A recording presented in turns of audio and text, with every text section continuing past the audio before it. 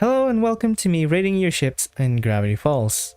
Similar to what I've done with the Owl House, if you haven't seen it yet, links down below. I'll be showing some relationships in the show that I think are somewhat wholesome and just not really that weird.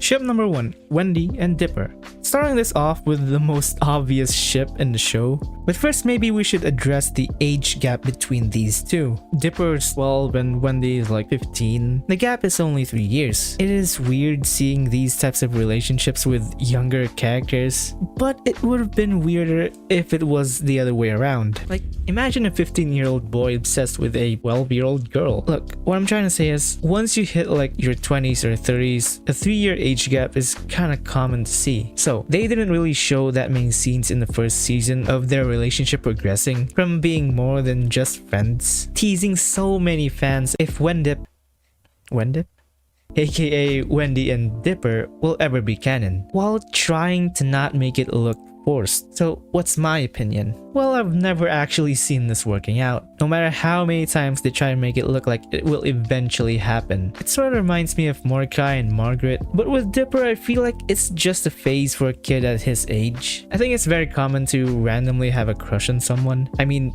take Mabel as an example. It was shown that she had a lot of crushes in like the first few episodes, and there's that one episode with the love god. Yeah, I knew Wendip was never gonna be canon. Also, they never really had that much in common in the first place. So I'm gonna give the first one a 4 out of 10. As of making this part of the script, I couldn't really think of another relationship to use as an example other than Twilight and Flash. No matter how many times you're gonna show it, I don't like it. Ship number 2, Mabel and Gideon, also known as Mabeon? Gibble? Okay, first of all, I don't actually know the ship name. Secondly, do they even have a ship name? This was actually my first time searching it, and apparently it's Mabeon? Mabeon.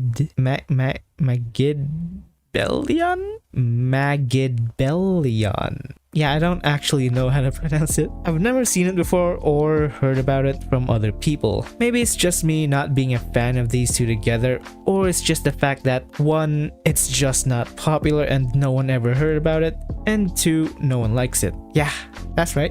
I said it. All you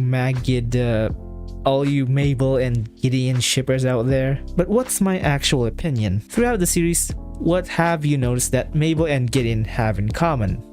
Nothing. But that doesn't mean it will stay that way. It doesn't mean that it's not gonna change. Remember, they're still kids. So when or if Gideon has a redemption arc, he might change into someone that will get along with Mabel. But I'll leave that to the fans on how they're gonna depict that story. I was never really a big fan of it in the first place. I think the joke early on in the show about Mabel having a different crush was good enough. Or maybe she doesn't need to be shipped with anybody. Just maybe. And that might change in the future. But right now, Mabel and Gideon, I don't like it. It's very one-sided and it reminds me a bit of Finn and Princess Bubblegum on how he was ready to do anything just for her to like him more. So I'm gonna give this one a 3 out of 10. But this name doesn't make any sense. Ship number 3, Soos and Giffany. This one does remind me a bit of Jasper and Lapis. So I didn't think that people would be that interested in this one. That also, I don't know the ship name. It's my first time searching it and it's apparently Soosifanny. I think I pronounced that one right. Okay, let's think of a hypothetical situation of Soos and Giffany's relationship moving forward. How will they even interact with each other? I mean, will Giffany take control of another animatronic and be with him? Or will Soos forever look at his screen just to talk to her? Honestly, it doesn't sound that bad.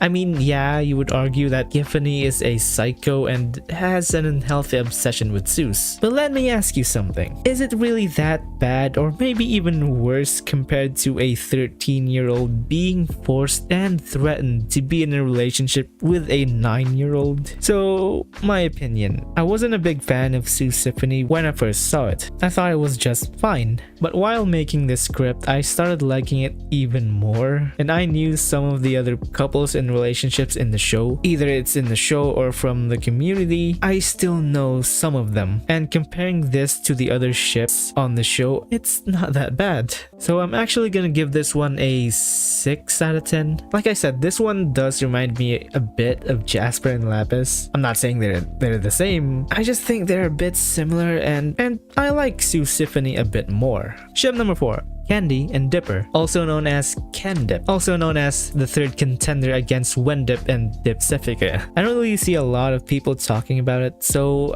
I just thought no one liked it. I think the episode Roadside Attraction handled this ship really well, just ending it right there. I found a pamphlet I don't think you've read yet.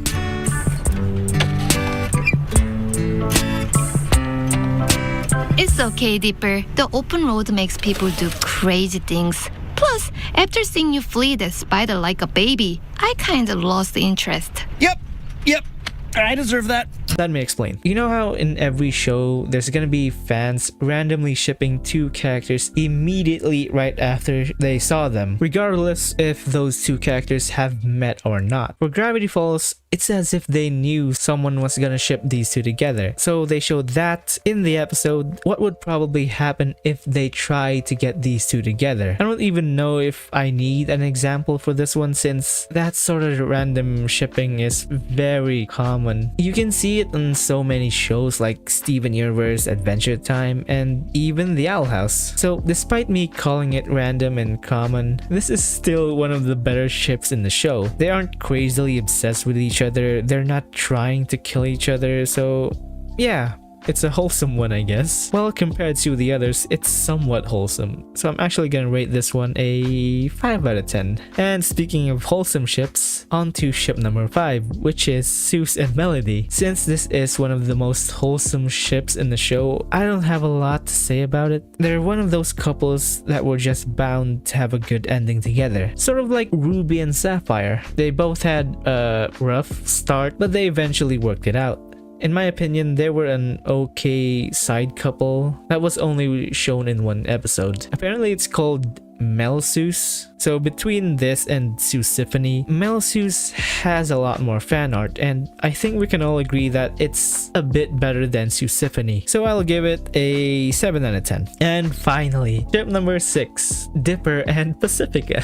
Also known as Dipcifica, but also known as the best ship in the show, and no one can argue with me. 6 episodes in Gravity Falls Season 1, the best ship or only ship I saw was Wendy and Dipper. But in episode 7, I saw her, the antagonist. So I've seen a lot of cartoons, and that comes with me seeing a lot of ships in the show as well. So I know what's gonna be a ship or not. But when I saw Pacifica, I knew, okay? I just knew that she's gonna start liking Dipper in the future. So let me give a short explanation. There's a certain stereotype with shipping in cartoons, a stereotype where the main character, aka protagonist, will end up with the villain, aka antagonist. Well, calling Pacifica as an antagonist is a bit of an exaggeration, but to be specific, she was more of a dynamic character. By that, it means she can change from bad to good or the other way around. But my point still stands about a lot of protagonists are being shipped with the antagonists. It is a bit cliche for me since I've known about it for a while now, and I can easily name a few examples. Like, one of the most recent examples I guess is like Luz and Amity from The Owl House, Jake and Rose from American Dragon, Jake Long. Also, here's a fun fact. The voice actress of Amity is the same voice actress for Rose. So, what's my unbiased opinion? Well, like I said, even though I consider it as a stereotype at this point, I still really enjoy it, and I don't think they'll stop shipping characters this way. Since if it's bad, why don't they just stop then? They won't, since it's a good way to build the characters' story together. It's something that's even implemented in one of the most popular current shows, which is The Owl House. I think the other ships and couples in the show had a very similar story as well. So what's my unbiased rating then? Well, obviously a 10 out of 10, and that's it. Also remember to hit that thumbs up and maybe even sub if you want more.